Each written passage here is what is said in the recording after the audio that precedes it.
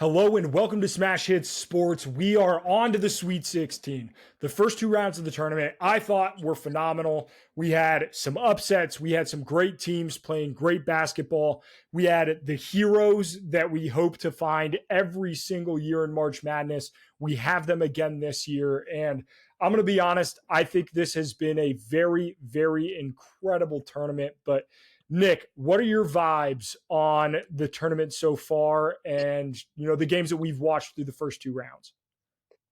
Yeah. Again, I do think that we've had a fantastic tournament so far. I know there are some people out there that are thinking, we didn't see a 16 seed or a 15 seed win. We have all these ones and twos in the Sweet 16. I'm tired of that. 2019, we had all ones and twos in the Sweet 16. And I look back at 2019 as maybe my favorite March Madness of all time. Some of those Sweet 16 Elite Eight games were phenomenal with Carson Edwards, Purdue, against Tennessee or Virginia. It just felt like so many great games. So I'm expecting that from here on out. But we still had 8 double-digit seeds win in the first round. That's a lot. Sure, it wasn't necessarily a 15 seed making the Sweet 16. We had that 3 years in a row. I'm kind of happy where we're at. And we still had your classic upset moments like with Jack Gohlke in Oakland, beating Kentucky. That was amazing. Yeah, and there were such exceptions to the rule. Like growing up, you automatically put the 1 seed through. That was just how it was. You automatically put the 2 seed through. It's just how it was. Yep. And yeah, the Florida Gulf Coast run in 2013, absolutely electric. But those are the exceptions, not the rule. And that part of that is years like this year are what make those games so great because you don't see them very often. Exactly. We need years like this so that, let's say we have another year like this next year, and then the year after, another 15 makes the Sweet 16. It'll make that 15 seed's legacy live on longer and longer. Whereas if every year we had a 15 in the Sweet 16, it would feel like it's just a guarantee.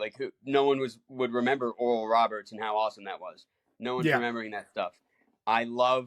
We need years like this. It's a great way to put it.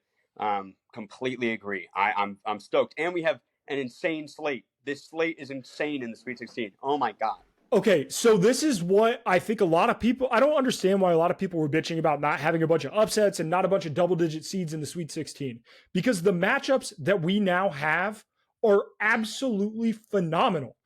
We get a rematch of last year's national championship game in the Sweet 16 in UConn and San Diego State. And that might be one of the matchups that I'm least looking forward to watching. We have that. We have Illinois and Iowa State, which is one of the best offenses we've seen all year versus one of the best defenses we've seen all year. Alabama, North Carolina, Clemson, Arizona is compelling. You have Purdue and Gonzaga, two teams that perennially haven't been able to get go the distance and win a title. And then on the other side of that same bracket, 2 other teams who have not been able to go the distance and get to the Final Four in Creighton and Tennessee. The matchups, the stories, they're excellent. I'm so excited for this weekend. I mean, Cody, we have Iowa State on KenPom is the number 1 defense in the country. Illinois on KenPom is the number 1 offense in the country. And we get that in the Sweet 16. We get that in the Sweet 16. Do you know how rare that is to have not only that, but like what you're saying, Duke and Houston, who Duke's the 5th best offense against the 2nd best defense. We have Purdue Gonzaga, which is just incredible.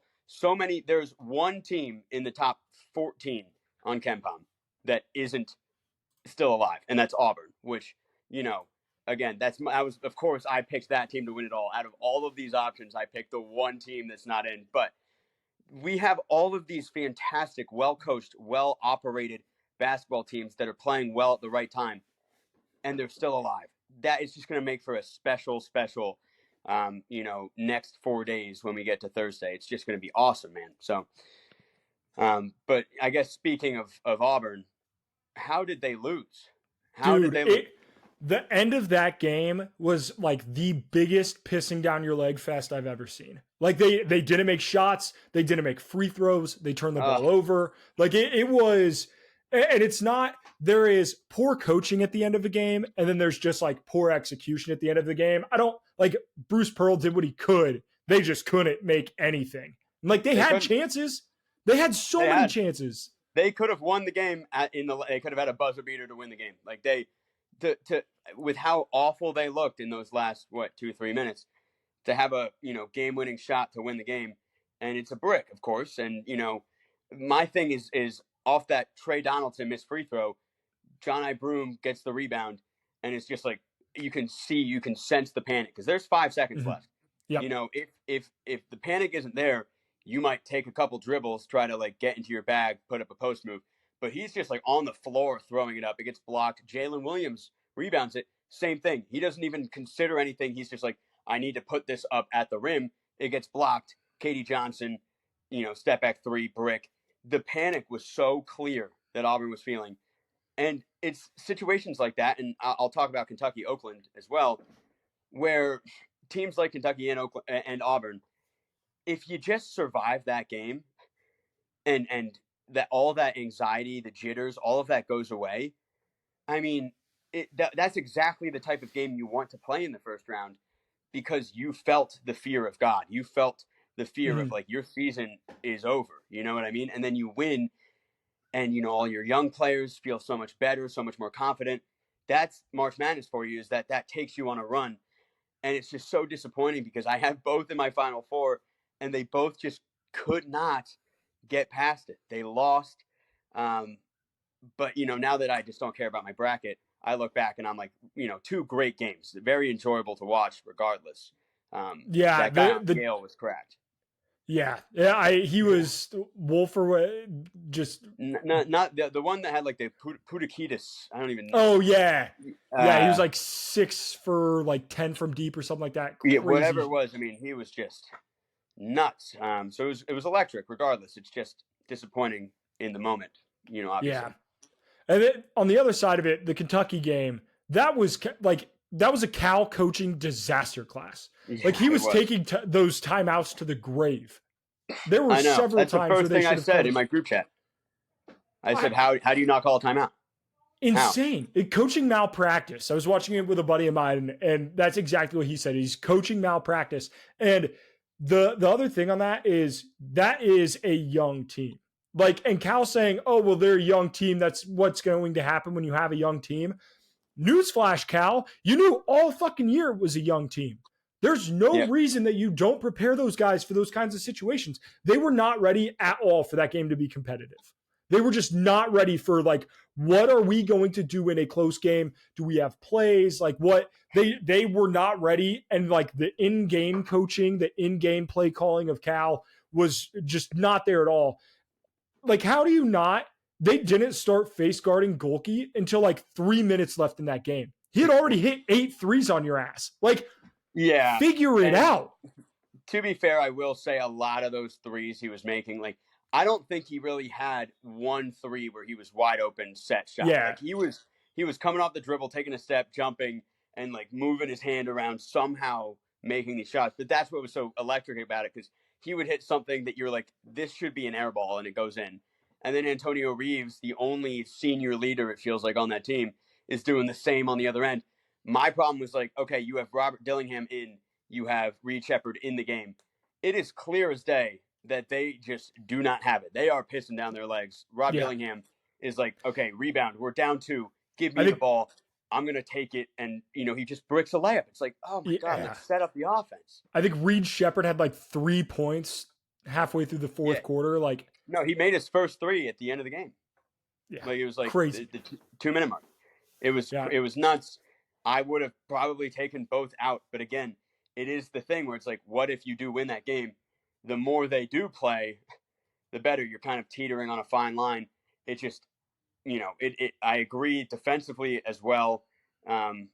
They there are guys where it's okay, that's a clear double. You have to double because that guy's in the paint. I forget his name. Townsend. Yeah, he's Townsend. In the paint. And Justin Edwards is just standing at the 3-point line. That's a clear double, and everyone rotates. That's just, you're right there, and they just weren't doing it. And people were getting lost on defense. They had way too many openings. Oakland did the whole game, so I'm not surprised they lost. You could see it a mile away once that game started. It's just crazy. But that is the big upset, and I'm happy we have one of them. I'm happy we got a big, awesome story, a Jack Gohlke story. The NIL is so funny to me because Jack Gohlke immediately getting like 14 NIL deals Yeah. post that game is hilarious. Like the next day he had like a video out on TikTok and Instagram for like slides or whatever. It's the funniest Yeah. shit in the world. He had 500 followers, before the tournament started, and he has like over 80K or something now. It's something insane. Yeah. Like just the absolute growth in the modern era of media and March Madness. That's just like that motivates these, young guy or these like mid-major guys even more. So it's just what a story, what a look into the future. There were some other great games that didn't really mean that much either, like Colorado, Florida, 7-10. Yes. They're both out now. What a a game. great game. Nevada, Dayton. Great. Yeah. I mean, it actually was brutal to watch for like 40 minutes if you were a Dayton better, but yeah, that all worth it, totally worth it for that last stretch of play. I mean, that was electric. I'm probably just blanking on some, but there was just a ton of good basketball games, a ton. What are your thoughts on? I'm never a proponent of adding more replay into a game. I hate replay. It's the worst. It is what it is. However, we can replay every single part of a college basketball game except for what was a clean block at the end of Kansas Samford. Well, yeah, that was the cleanest play in the world. It was honestly maybe the best defensive play in like college basketball history that they just robbed him of, because there was no contact with Nick Timberlake. That like whoever made that block.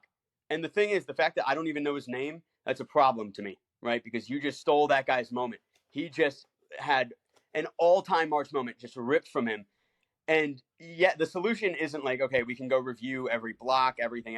No, that's not the solution. Yeah. But if you just gave each team a challenge, just one, right, you can throw your challenge flag in a situation like that. It's almost like a point of desperation. But late in games, every now and then you'll see a play like that where it's like, that is devastating that's not reviewable. Almost everything is, but if there's something that is devastating that it's not reviewable, you have to at least be like, okay, give them a lifeline, man, because that's not their fault. They did everything perfect. Yep. And the crowd, like people are saying, well, they were still losing.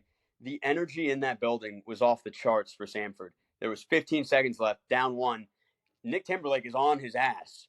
Yeah. So it's a 5-on-4 going the other way. I'm willing to say it's well over a 50% chance that they score and win that game. And it was robbed. They got robbed, man. It was just really disappointing. I couldn't sleep that night thinking about it. But I do think there's a solution if they just gave each coach a challenge. Yeah, yeah. But you can't use the challenge until under 2 minutes or something like that. I don't know, some rule like that. Yeah, and then we get to the Gonzaga Kansas game where Kansas they just quit trying. Like the effort there was just gross in the second half.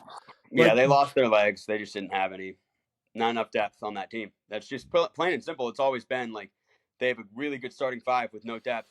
Then they had to grab some pieces like Elmarco Jackson, those type of guys that had to play so much more. Mm-hmm. But now there's just literally no one that can come spell them, and they just lost their legs. It's just the reality. Yeah, Hunter Dickinson on defense was a revolving door. That was tough. He was phenomenal on offense. Offensively, he was outstanding, but defense just an absolute revolving door. Mm-hmm. Let's do games of the tournament, because I think you said ranking the top five. There are a clear top three in my mind, and then maybe fourth, fifth. So what is your so far most outstanding game of the tournament? Your absolute favorite? Yeah. So, and again, I was at a bachelor weekend this weekend, so there were games that it was just a casualty. I was not able to watch, and obviously, very disappointing when you get to that situation. But I couldn't watch Florida, Colorado. I watched none of it because we were in the car. We could only play one game in the car, and we had Auburn Yale on the whole time, obviously, because that just felt more important. Yeah.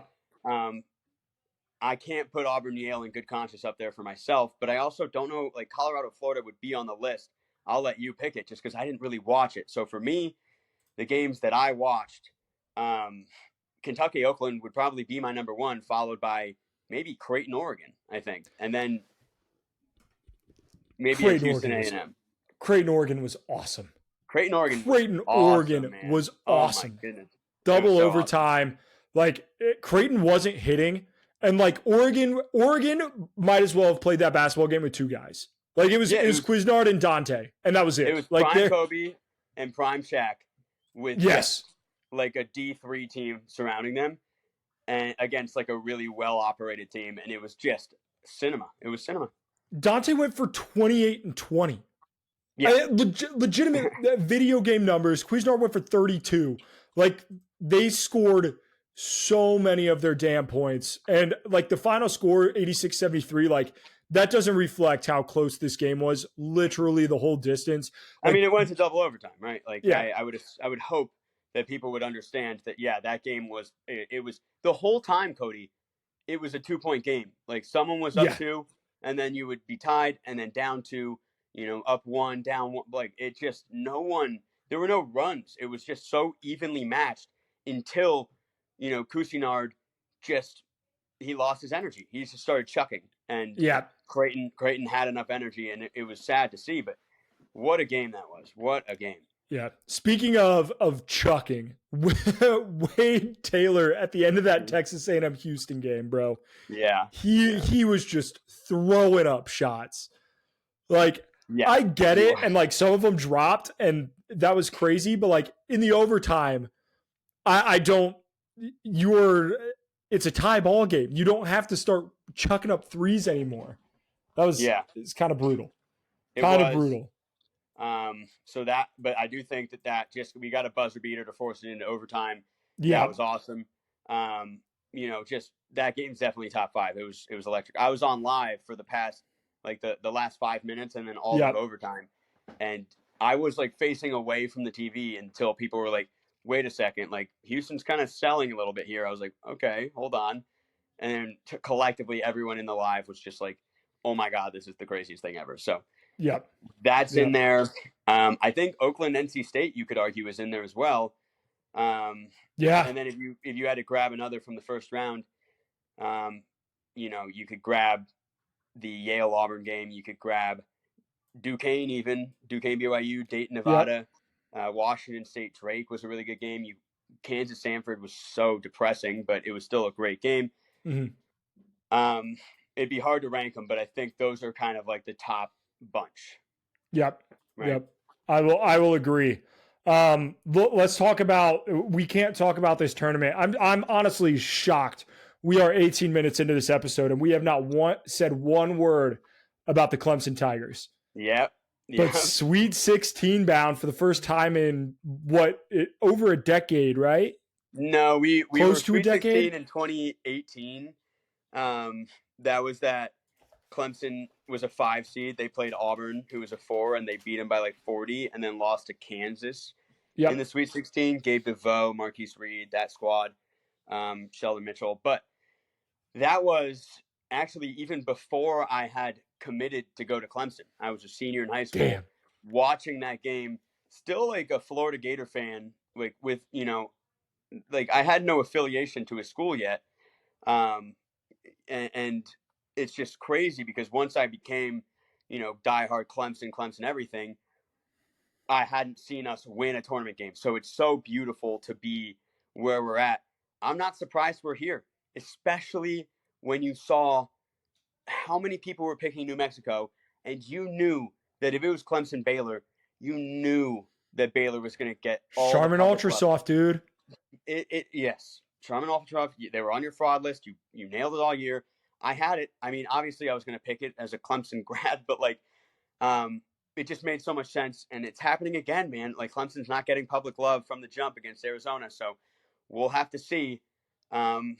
It also, I just in my head was thinking, you've been seeing this on Twitter about people saying, like, is it weird if you went to a big Division I good sports program school, but you're a fan of a different big Division I good sports program school? Is that weird?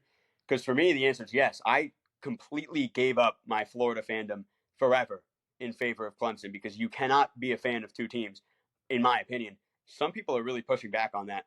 You obviously went to Trine, so I get why you're Notre Dame, but Yeah. it's like it's interesting. I kind of want to know what your thought is on that, but I mean, it just kind of depends. I understand why people are a fan of teams for different, like being a fan of a team because your dad was a fan of a team growing up, and like that's a bond that you shared, and you went to a different college because that college had like a different degree program. You know what I mean? Like if you grew up and you were a fan of Indiana University, right? Just a huge fan, you and your dad, like you loved IU, and you went to the University of Iowa because they have a good veterinary program or something. Like I can understand still being an Indiana fan. I could get that. Like I don't think I can. I think like that, like how, but after 4 years at least, how are you not like die hard? You'll do anything for your school type thing. Like, because there are some people at Clemson that were like South Carolina fans that went to Clemson, and during the Clemson South Carolina game, they're like, go Gamecocks. I'm like, what in the hell is wrong with you, dude? Like yeah. I'm denouncing you as a human. That should not be allowed. There, you know, like, do I get it? Sure, because it happens all the time. It's just for me, I think you have to make that sacrifice. You have like I that's think your childhood. You got to say goodbye. while you're in school, there's zero excuse. Like zero excuse. But Yeah. I could understand like years removed maybe, but it is what it Well, is. like, so let's say for you, like, let's say you have a kid and your kid goes to, USC, like the Yeah. Southern California. That would be brutal for you, right? Like that Yeah. would be brutal. And Yeah. but if he went to just a random school, he went to Baylor. I can see a world where you're like, yeah, I'm rooting for Baylor. Obviously, if Notre Dame plays Baylor, I'm Yeah. going to be rooting for Notre Dame because that's your team. But you can kind of you can have a soft spot Yeah. for teams. But That's like, how I I would really think, describe like a lot of like I have a soft spot for the University of Cincinnati because my brother-in-law went there. I've seen just as many Cincinnati games in person as I have Notre Dame. Like I grew up an hour from Cincinnati. I grew up 3 hours from Notre Dame. And like, yeah, but like for me, when they that's like played, yeah, I was rooting for Notre Dame.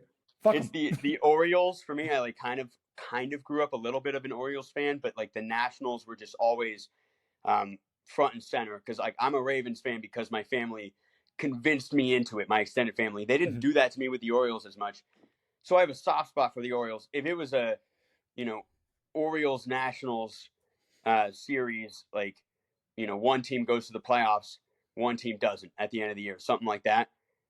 I want to kill the Orioles. I want to beat them Yeah. 30-0, right? I have a soft spot for them, but there are people out there with colleges that are like, it doesn't really matter what happens because either way, I'm happy, right? That's stupid to me. That's just Yeah. stupid. You're not even a fan. If you're not a fan of, if you're a fan of more than one, you're not a fan of any. That's kind of what it is for me. Fair enough. All right, so let's move on to the Sweet 16. These matchups are outstanding. The Big East and the ACC have truly showed out. There's one ACC team who made the tournament and is not in the Sweet 16. That is the University of Virginia, who, let's be Shouldn't have honest, made the they tournament. stink. Yeah, shouldn't have been Shouldn't in have the made the tournament. tournament. The So, ACC should be undefeated right now. yep. And then you have the Big East, who is undefeated. They only had 3 teams in, but UConn, Marquette, and Creighton all survive and advance to the Sweet 16. But let's talk the ACC. I think a lot of people said this was a down ACC because there were, outside of North Carolina and Duke, like there were a lot of teams that were close to being great, but not quite. Like Clemson was close to great at points during the season. Then they lost in double overtime to Georgia Tech, right? Like there were just some games where they slipped up. And Virginia was never like close to great. And NC State, like the phenomenal run, but nobody at in February was thinking that this NC State team was going to be here where they are now. So No. why I get, were we wrong about the ACC or? So this is my thing about the ACC is a team like Georgia Tech, for instance, that beat Clemson at Clemson, and Clemson gets punished by the public and media, but also by like the resume metrics, because Georgia Tech's low in the net. They have like a 9-16 record. It's not like they're a good team, but they still are a lot better than anyone really gives them credit for. And watching that game, it's like this Georgia Tech team does not look bad. It's not like Clemson played well in that game that they lost. Georgia Tech beat Mississippi State in the non-con. They beat an SEC team that made the tournament. I was an advocate for them not making the tournament. They got an 8 seed. Who knows why or how? But I think that the ACC as a whole is just a lot deeper than people think. And because of it, it's like you're going to have some teams that do not have really good records. Maybe they could have scheduled better in the non-con. But when you get to conference play, it's like, okay, the team that's ranked 89th in the net, Boston College, they can beat anyone. They could go beat Duke, beat UNC, beat Clemson. Of course they could. And a lot of people that don't follow the ACC are kind of like, well, that's a horrific loss. Boston College does not have a good team. You look at the Big East, it's like you would see it as the same. Like I see it as the same as like losing to Xavier. That's for me, Boston College, Xavier, same amount of talent, same everything. But the media as a whole would be like, oh my God, well, Xavier is a far better team. I don't think that's true. So in that sense, I think the ACC was undervalued. Do I think they deserve to have more teams in? Not necessarily. I think Wake and Pitt could have made a run in the tournament, but there's like Wake Forest had 2 true road wins. There were a lot of reasons to keep them out. Pitt, that's a trickier situation. Maybe they should have been in. It's tough. But in general, I'm not like upset that the ACC didn't get 7-8 teams in.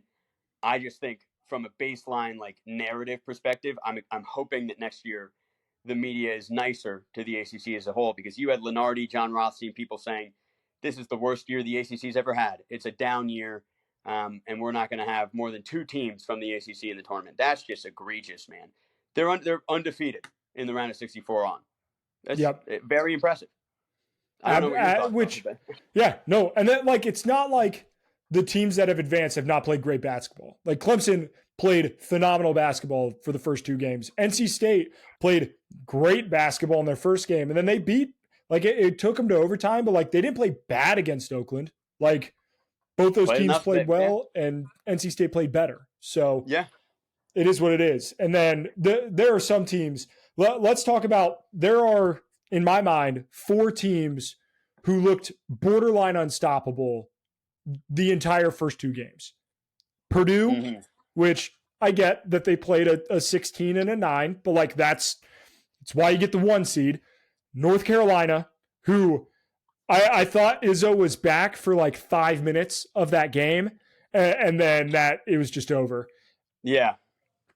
Gonzaga has looked outstanding, and then Illinois looked so good. I know they were down 9 against Morehead State. I know they were down 9 at one point, but like that game, they opened it up. Terrence Shannon's a dog, dude. Yeah, I'll say you did forget UConn. Okay, yeah, and UConn for any UConn fan listening, don't worry. UConn's obviously a part of the unstoppable team category right now, but like I would say, Illinois is pretty close to that as well. Offensively, at least, they have been so lights out. It was never a game with Duquesne. Not at one point was it a game. Nope. So, but like Cody, about the Big East, I kind of want to ask you. Like, people are complaining. Oh my God, the committee, it's like official now. Now that all 3 Big East teams made it to the Sweet 16, officially the committee screwed the Big East, disrespected the Big East. They should have had 2 more teams in.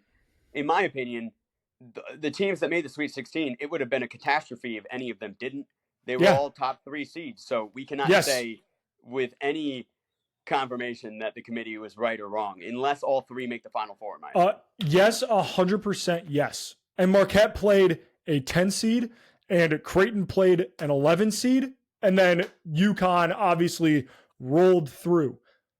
But they won the games that they were supposed to win. I'm not going to sit here and say that the ACC was some god tier conference, because the top of their conference was really good, like we expected them to be, and they showed that through the first 2 rounds. I don't think that them winning their games says anything about St. John's or Seton Hall or Providence. Like, right. And the thing is, you look at the Mountain West because they're like, how'd the Mountain West get 6 teams in? Their record in the tournament is awful, blah, blah, blah. Yeah.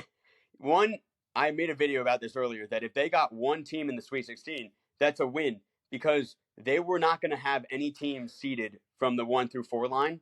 So if the tournament was all chalk, you weren't going to have any teams in the Sweet 16. So you have one. That's a win in itself. Utah State won their first game as an underdog. That's great. You beat a Big 12 team. The rest of the teams were so underseeded. Of course they were going to lose, because they're playing teams that are better than them when they should be playing teams that are worse. Yes, 100%. So, yes. Is the Mountain West, like, should they get 6 teams every year? No, but this was a banner season for the Mountain West. I hate that people are like, they should have only had 2 teams in. They were just such a fraudulent conference. No, they 100% deserved every team in. Colorado State and Boise shouldn't have been in the playing game. New Mexico shouldn't have been an 11 seed. Like, Clemson destroys New Mexico, but if New Mexico's an 8, and Utah State's a 5 or a 6, and Nevada's a 6 or a 7, maybe we're talking about a Mountain West that did a respectable job in the tournament. Yep. But instead, we're talking about the Mountain West just fumbling because the committee just set them up for failure. So that's disappointing. But yeah, all these narratives, they are frustrating me a little bit in that sense. People are blind a little yeah, bit. And at the end of the day, we are still getting a Mountain West team in the Sweet 16. We had a Mountain West team win a game in the round of 64. Like, it is what it is. Like, good basketball was played by the Mountain West. It was fun, and they deserved it. Am I expecting it to carry over year after year? No. But they had a great year this year. A ton of teams with a lot of quad 1 wins. They 100% deserved it. Yep, I agree 100%. So let's look at the matchups in the Sweet 16, because I am pumped for these games. The first game on Thursday is Clemson, Arizona. So which is crazy. You get to exercise your demons early. How do you feel going into this game? Because I think it's a good matchup. Like, I think it'll be a great game. I'm excited to see how Brownell coaches, because he's coached his ass off through 2 games, in my opinion. I think he's done a really good job. This Arizona team at times has looked like the best team in the country, and at times they've looked like an average Pac-12 squad. So how do you feel going into this game? It looks like Arizona's a 7.5-point favorite. They are. And I don't expect that line to be bought. Well, maybe sharp movement buys it down to like 7, 6.5, but I still think, like, I'm not expecting that plus 7.5 for Clemson to be like a really popular bet. So I love that plus 7.5. Do I expect to win? Not necessarily, but if you look at the metric ratings, like, let's go to tempo adjusted efficiency for just the first 2 games of the tournament. You take away every game that you played in the season and in the conference tournament. Take them away, throw them in the trash. We're looking at how you're playing right now against teams that were good enough to make the tournament. Clemson has the 3rd best adjusted defensive efficiency. They are, it's top 5, which is something that, like, Clemson was not top 50 in KenPom in defense going into the tournament. They weren't top 50. That's crazy to play that much better. And the eye test, Cody, I assume you agree, defensively, Clemson's really good. 100%. Really good. They held Baylor to Baylor, who's a freakishly good offensive team. He held them to 64, and New Mexico to under 60. New Mexico is a team that can score 100 when, at points in the season. So I'm super impressed with Clemson defensively. And Arizona in these 2 games is actually, like, not top 50 offensively. They have not been playing that well. It's definitely going to be an under bet for me. I expect Clemson to struggle a little bit with Arizona's defense. Pretty high total in that game too, 152. It's very high. So I expect Arizona to struggle offensively because Clemson's just playing really lights out defensively. So I think that's going to be low scoring, not like kind of like that Creighton Oregon game before it got to overtime when it was in the high 50s, low 60s. Just a really close game. I'm not willing to pick Clemson like with a guarantee, but if I were making a second chance bracket, I will be taking Clemson because, go Tigers. Let's make it to the Final Four. Like, I believe that'll be the happiest moment of my life. So Let's I'm go. pumped, but I'll be very nervous for that game, Cody. Very nervous. Yeah. I'm taking Arizona. I do think it will be a close game. Like, I think it will be a very close game. At the end of the day, I kind of trust Arizona's guards, but like Caleb Love has a tendency to chuck at times, but then also sometimes he looks under control and like a polished player. So we'll see. He has experience torching Clemson, right? He does. He was a UNC player. Even his last year, the last time he played Clemson, he went off. He was nailing like 30-footers all game. So I think he's going to be confident. Yep. Keeping it moving, we have a national title rematch, San Diego State, UConn. I think it's safe to say that this year's San Diego State team is not as good as last year's San Diego State team. And this year's UConn team might be better than last year's UConn team. Yeah. I like Jaden Ledee. He's a dog. He ain't doing shit against Donovan Clingan and Tristan There's Newton. no way. And, yeah. There's no way you can pick San Diego State as much as you would want to. Because it's definitely going to be like a fade play if you do take San Diego State. Mm-hmm. I cannot see it. I can't see a world. I've seen enough San Diego State basketball this year to think that it's just not even going to be that close. I'll be rooting for San Diego State. I don't want to see the repeat. If you're a UConn fan, I'm sorry. You have to understand that I like parity, at least in my champions, which is kind of why I'm upset that the Chiefs are this good in the NFL, blah, blah, blah. Mm-hmm. So I'll be rooting for you. It's just I don't believe it's possible. I think UConn's playing that well. San Diego State just doesn't have like the shot making really, but they do defend the three really well. So maybe it's close at least for a little bit early, but we'll see. Yeah, Donovan Clingan through 2 games is playing like a Final Four most valuable player. Like he's has been playing up the draft boards. Standing. Yeah. That was we had Ryan Hammer on preseason to talk through like what our preseason thoughts were, and we evaluated some teams and talked through our best bets. And I put sprinkled a little bit of money on Donovan Clingan, National Player of the Year. Now, obviously, that's not going to happen, but he's playing like a National Player of the Year right now. Like he's playing some phenomenal basketball. It's interesting. I would actually love to listen back to that episode just to see kind of like what we were right, what we were wrong about. Because, the season's pretty much at its conclusion right now. So I'm going to write that down to do that. Yeah, we'll make some notes. That'll be a good post national championship episode. We kind of talk a little recap, Yeah. We should definitely do that. Glad you guys are in on the behind the scenes of the Smash Hit Sports podcast with Cody and Nick. Yeah, there you go. Keep it moving. Alabama, North Carolina. This game, scenes. The total in this game is 173.5, which is absolutely bonkers. That being said, like if this game was 87-85, 2 minutes left in the fourth quarter or in the second half, like wouldn't shock me. I'm excited for this game, but I just don't see how Alabama can continually defend North Carolina possession after possession. Because they haven't shown the ability to do it all year. And like the end of that Grand Canyon game felt much more like Grand Canyon not playing well offensively than it did Alabama playing well defensively, if that makes sense. I completely agree with that wholeheartly. I don't think Grand Canyon was doing anything offensively. They were just kind of running the Calipari offense at the end. They're just like throwing get the ball to your best player, let him do something. Like, I don't freaking know what I'm doing. That was the vibe. Alabama is clearly very physical. They're not afraid to, swanton bomb you from the freaking rafters. Like they might hurt you a little bit. But as far as just being an efficient, well-oiled machine defensively, it's not going to change overnight. Alabama is still going to struggle on the defensive end. North Carolina is playing great offensively. I do not see a world. I'm right there with you. I can't see a world where North Carolina loses unless they're just the coldest night of their lives. But we've seen Cormac Ryan, Harrison Ingram, guys, Seth Trimble, they're making their threes. And that's the thing, too, that I love about this North Carolina team is if Cormac Ryan isn't hitting, then you have Harrison Ingram and you have RJ Davis. And if RJ Davis isn't making plays, like you have Cormac Ryan who can make a nice three. And when all of that isn't going right, they have Armando Bacot, who's been there for 15 years, who is just like, hey, give me the ball in the post. We'll get a good look and we'll keep it moving.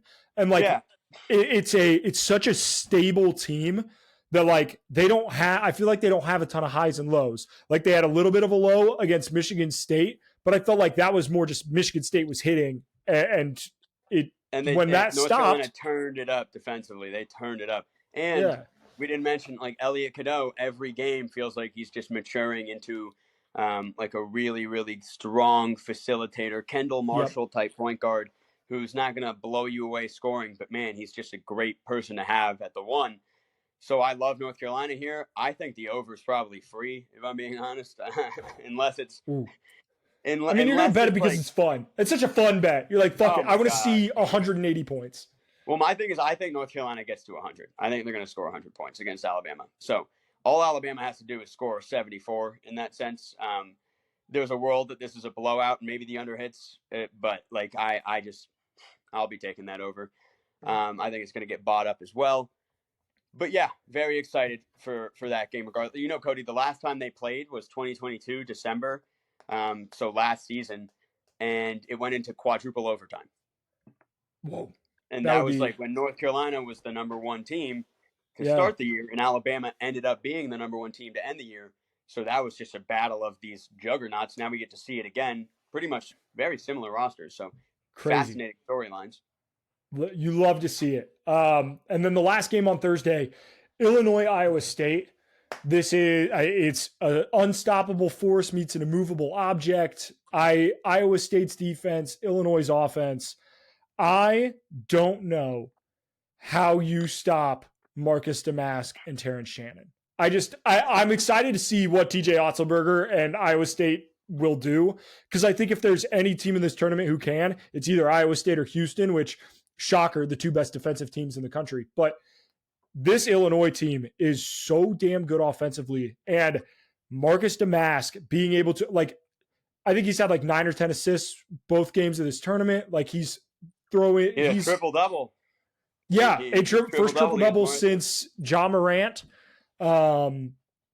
He's so fucking good, dude. Damask and Terrence Shannon. Damask, a cold-ass white boy. We've got several cold-ass white boys in the Sweet 16. Like, this game's going to be so much fun. Clemson's got a lot of them. Clemson's carrying probably in that sense. But, well, UConn's definitely got their fair share as well. But, yes, Creighton, that game. Baylor Shireman. We'll talk about him. Creighton with Ashworth, Shireman, and Kalkbrenner. Yep. So, yeah, we got plenty of the white boy renaissance is still alive and well.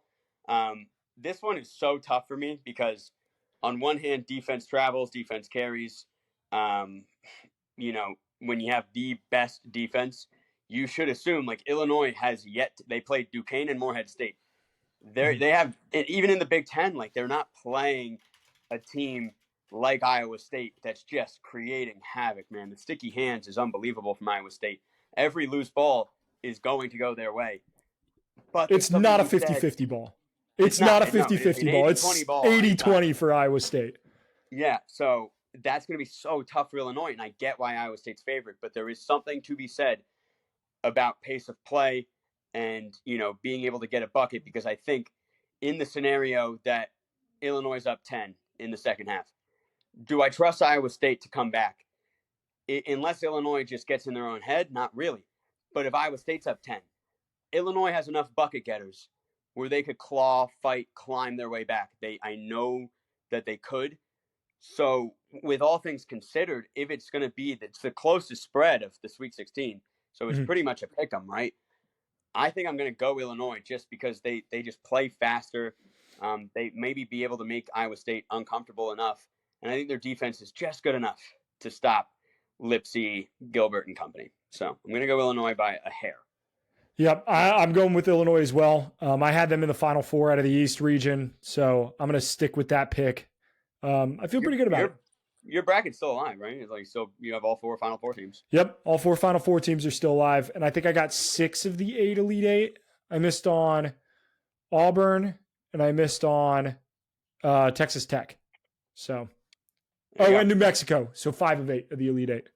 You I put need New I need the Mexico in Sweet your Elite 16 to Eight. go very specifically. You rat. You put New Yep. Mexico in the Elite Eight. Yep. Fell That's right for the trap. That's all thoughts you and did. prayers. That's on me. You Moving on. ate the cheese. Friday's games. NC State Marquette. DJ Burns has been so much fun to watch. The dude is America's sweetheart. This team is kind of captured. I do think it's kind of cool that every team that, or everyone that is just rooting for an underdog in this tournament, can just all focus in on NC State, and that can just be America's unit. Yeah, that's true. I just don't know how you stop Tyler Kolek. He has played so well. So well. Has. Oh, he's back. He's well rested. He's back. He's just a force of nature. Such a good lead guard, facilitator, smart plays. 200 basketball IQ type player, and can kill you really in any aspect of the game. So yes, that's going to be tough. My thing is, so Marquette isn't the biggest team in the gym, right? And you have DJ Burns, which is always, regardless of who NC State has played throughout the season, DJ Burns is getting doubled. That's just how it is. So they've had a lot of time to practice. Okay, DJ, when you get doubled down low, unless you can see a spin move through, you got to kick it out fast and then swing to that open guy on the weak side corner. You saw that against Oakland all the time. Oakland, not fast enough, really. That's kind of what it comes down to. They just weren't connected enough. Marquette is one of the fastest defensive teams that I've seen. They are just Stevie Mitchell, Cam Jones, Joplin, all these guys just sprinting around. I really do see it just being hard for NC State to get out of that DJ Burns double. So it might not, this might be you have to create your own shot in a different way, or maybe use the pick and roll a little bit more to beat Marquette. I don't know if they're going to be able to do it. I'm going to go with Marquette. I'm assuming you are too. But we'll see. We'll see about the spread. It's a good line. Yeah, the line is 6.5. I will likely be taking NC State plus 6.5. But that, man, it should be a great game. Gonzaga Purdue. Don't get me wrong, I love what Purdue has done, but I think this is going to be a really difficult matchup for Purdue, because what Gonzaga used to dismantle Kansas is exactly what they're going to have to do to dismantle Purdue, and that is get Zach Edey in a high pick and roll. They did it with Hunter Dickinson, and they exploited him to no end. Nemhard looked outstanding, and then they shot the ball well. If they can get Zach Edey in a high pick and roll and shoot the ball well, I think this Gonzaga team has a shot to pull off the upset. Now, that being said, Zach Edey in his last 2 games is, I think he has 35 rebounds? Yeah, 53 points and 35 rebounds and 6 blocks in 2 games. He's going crazy. In which he hasn't played the last 7 or 8 minutes of either game.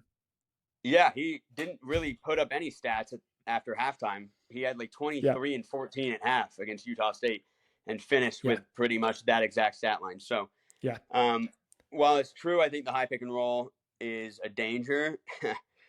Purdue doesn't have to put Edey out on that high pick and roll, I don't think. I think, they're not a zone team necessarily, but they could easily switch into it. They could easily just, just switch based on matchup. And just they have enough athletes. They have enough guys like Hoffman Wren and some guys coming in first that can defend out on the perimeter a little bit more. My thing is more so, it's really the only difference, I think, when you look at everything in depth from these two teams and how they've played in their first 2 games is the rebounding. I think Purdue is just a better rebounding team offensively and defensively. So I don't expect Gonzaga to get that many second chances, and I expect Purdue to get their fair share. That right there, to me, is going to be the difference maker. I think Gonzaga actually might be playing like a 1 seed right now. So this feels like a championship Final Four level basketball game. But I'm going to go with Purdue. And they beat Gonzaga already this year, and they conquered their demons by beating a 16 and an 8. So now they're back to playing these top 15 teams, right? So and it should be good. You want to talk about this with Purdue. there's a chance Purdue could beat Gonzaga, right? They played Gonzaga earlier this year and they beat Gonzaga earlier this year. Then they could play Tennessee, who they played Tennessee earlier this year and they beat Tennessee earlier this year. And then they could play Marquette. And they played Marquette earlier this year, and they beat Marquette earlier this year. And then they could play Iowa State, and they played Iowa State earlier this year, and they beat Illinois. My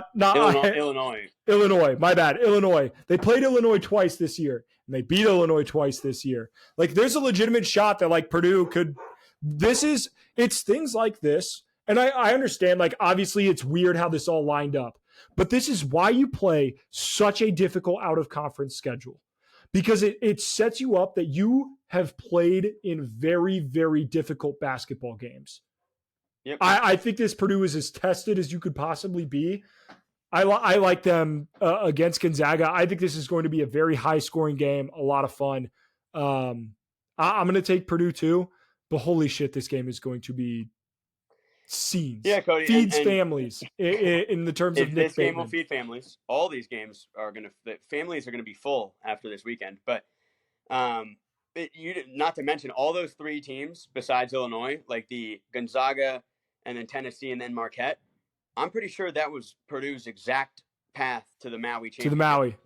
Those were all the Maui teams, right? Yep. So they're just possibly going to get it again. I probably think that they will. I don't know if it's going to be Marquette in the Final Four. That feels like a true toss-up coming out of the South. But I do like them to play Gonzaga. And then if we moved on to Creighton, Tennessee, I like Tennessee in that spot. It's, that's another game like Iowa State, Illinois, where it's just going to be such a toss-up, amazing game. But I think I like Tennessee in that one. Creighton double overtime struggled a little bit. We'll see. Well, let's talk about that game next. I like Creighton a lot. I've had a crush on Creighton all year. I think Baylor Shireman is one of the most fun, dynamic players in college basketball, the way he knows the game. The guy's always in the right spot, whether it's rebounding, offensive, whatever. And then I think Kalkbrenner is just a filthy, disgusting defender. He's altering every shot within 10 to 15 feet of the rim. It's crazy how great he is around that circle. I like Creighton. And I understand that Tennessee did not shoot. Their guard play was terrible on what they play Saturday or Sunday? Sunday? Time blends together. Oh, wait, who? Tennessee. They played right before that Creighton game Sunday. Okay. Yeah, I just don't trust. Maybe it's not trusting Rick Barnes. No, they played Saturday. And Creighton played Saturday too. That's on. Yes. It's not that I don't trust like Rick Barnes, but at the end of the day, I trust Ashworth and Shireman and Kalkbrenner more than I trust Adi and Dalton Connect on Tennessee. Like, I just don't. I trust the guys on Creighton. I like McDermott. This game should be a lot of fun. I think whoever, this is going to sound so fucking stupid. Whoever's making their shots is going to win this game. But like, Creighton was not making shots against Oregon, but they somehow pulled it out and won. Tennessee was not making shots, but they still won. Like, Tennessee was really not making shots. Yeah. Like, really, like 1 for 23 from 3 at one point. Like, how did they win that game? They were like comfortably ahead too the whole time, which is kind of weird. Until like the very end. And again, I do think it's a toss-up. I have no hate to anyone that goes Creighton. My thing, so Creighton Elite Eight last year. Obviously, I don't think these teams have made the Final Four. They haven't. Tennessee has made the Elite Eight one time ever. Just once. And it was the Bruce Pearl Tennessee team back in the 2009-2010 season. They made the Elite Eight. But for the most part, Tennessee's had a really good team, and they cannot make the Elite Eight. And they were in the Sweet 16 last year. They couldn't do it. They lost to a Florida Atlantic team that they should have beat. The year before, they lost to Michigan in the round of 32. They lost to the Carson Edwards team in that crazy overtime game. They have to be looking at this game as like, this is their Super Bowl. This has to be their Super Bowl. I think they're going to do it. They have the pieces. They've fought against those demons from the first 2 rounds and losing to Mississippi State in the SEC tournament. Now they look, at least great defensively. We'll have to see what they look like offensively, but I trust in this logic. I'm going to go with Tennessee to win this game. All right. Well, we differ on that one. And then the last game of the weekend, Duke, Houston. You said it before, Duke, a top 5 offensive team in KenPom. Houston, the number 2 defense in KenPom right now. These teams, I don't know how to feel about Duke because I called them frauds and I called them soft, and I said that teams were able to push them around a little bit. And then they played JMU, and they didn't even try. They didn't even, it was such a fast pace. Like JMU tried to outpace and outgun Duke, which just didn't work at all. But Jared McCain's not going to shoot 8 for 11 from 3 against Houston. I can guarantee you that. So the question is what happens when things go a little weird? But is Houston going to be, Houston just went to overtime against Texas A&M in a really weird ass game, super high scoring. I don't know what I'm going to see out of this Houston team because I think Duke has as good a shot as any team in this tournament to beat Houston. Like they match up really well. Like they have good guard play and they have, a staple in the middle in Filipowski. This is the most torn I am on any game in the Sweet 16 is Duke Houston.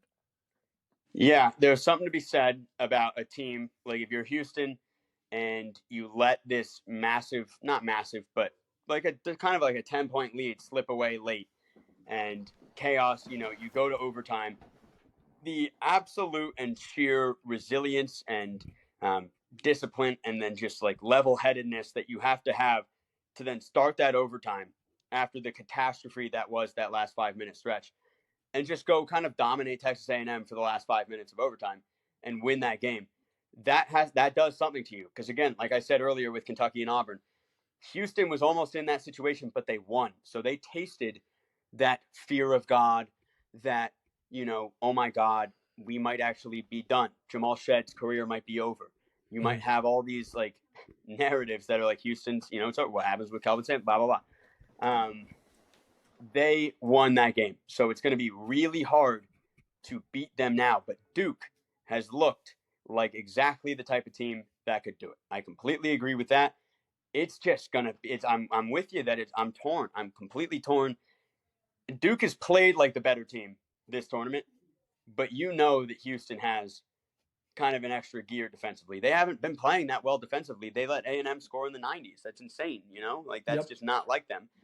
I've said it before that Houston's biggest advantage is having not faced a team before because that team isn't going to be well prepped for how fast, how athletic, how much stronger, more physical they are than you. You see it on film. It looks, way easier on film than it is in person. It's going to be a nightmare for Duke. If they can kind of withdraw, like if they can just withstand that early punch from Houston, I can see Duke winning this game. If they can't and Houston's up like 21-9 early or something like that, it might just be too much to come back from. We'll have to see. I actually think I'll lean Duke here because of the ACC narrative. I think the ACC's got something to prove right now. I love Shire. I love that roster. They're still underrated. I'm going to go Duke, but not confident in that at all. Yeah, I mean, I'll take Houston, but again, this game couldn't be any closer than a coin flip. Before we get out of here, let's talk about the bracket challenge because first off, if you've made it to this point in the podcast, thank you. You're a real one. You are an OG. You are the absolute best. Like seriously, thank you for just listening to this point.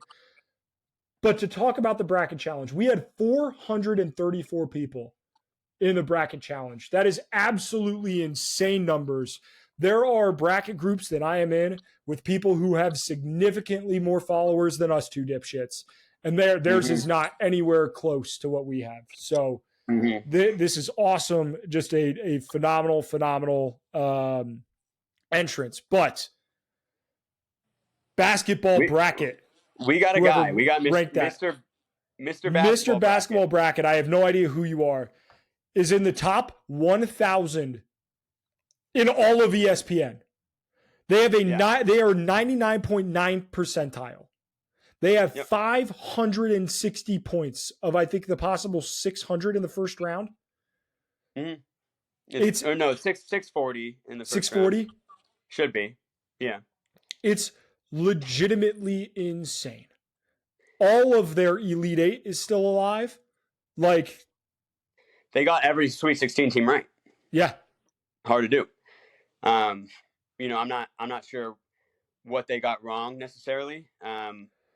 I would guess it's like 4 games in the first round, 2 games in the second round. Or no, they couldn't have got anything wrong in the second round, right? Correct.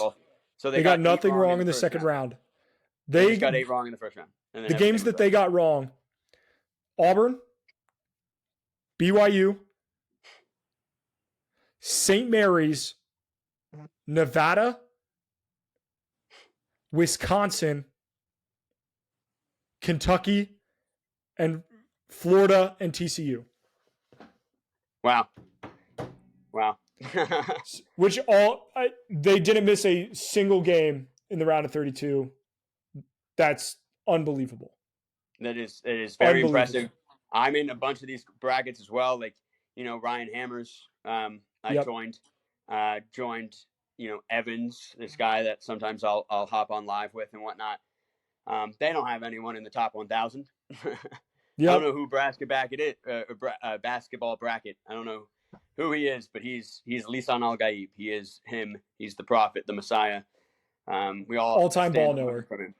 All-time ball knower. And, you know, I think he's got UConn against someone unexpected, I think. It's not like chalk, so. His national title game is UConn over Duke. Duke, right. Yeah. So if we, like, honestly, that makes me feel good about my Duke play here against Houston, because this guy knows ball. This guy knows ball more than we do, so. Please, if you're listening, please let us know who you are, because we've got to give you your prizes if you win, man. I know it's early, but legitimately, I might give that guy just an extra gift card just for knowing ball. If he keeps it up, if he's like in the top 1,000 at the end, oh my god, that's insane. All right, he's cool. Tossing a couple bucks, but yeah. Well, that being said, thank you guys for listening. Super excited for this week. I know Nick has been going live pretty much every day. I've been trying to go live as much as I can as well. So TikTok, Instagram, Twitter, YouTube, all that stuff. Give us follows, give us the likes. We greatly appreciate it.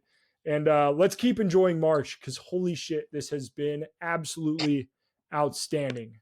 And we will see you in the next one. All right.